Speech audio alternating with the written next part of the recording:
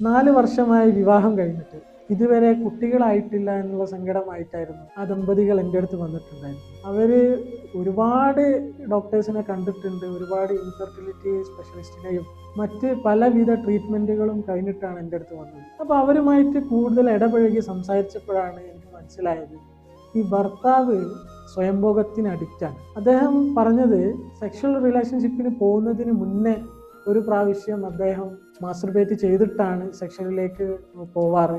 അതുമാത്രമല്ല, അദ്ദേഹം ഒന്ന് മെൻ്റൽ റിലീഫിനും സ്ട്രെസ് റിലീഫിനും കണ്ടെത്തിയ ഒരു മാധ്യമം എന്ന് പറയുന്നത് മാസ്റ്റർബേഷൻ ആയിരുന്നു.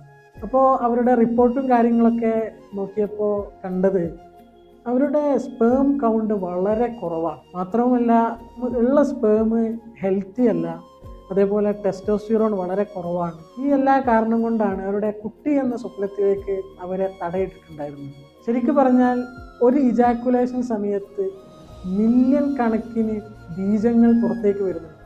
ഇതിൽ നിന്നും ഒരു ബീജം മതി ശരിക്കും നമുക്ക് ഒരു ബേബി ഉണ്ടാവാൻ വേണ്ടി.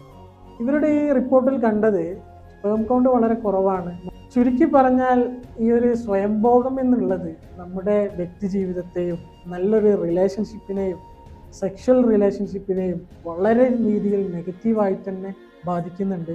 എത്രയും പെട്ടെന്ന് തന്നെ ഈ ഒരു ബാഡ് ഹാബിറ്റിൽ നിന്നും ഒഴിവാക്കി റിയൽ ലൈഫ് ആസ്വദിക്കാൻ വേണ്ടി ശ്രമിക്കുക.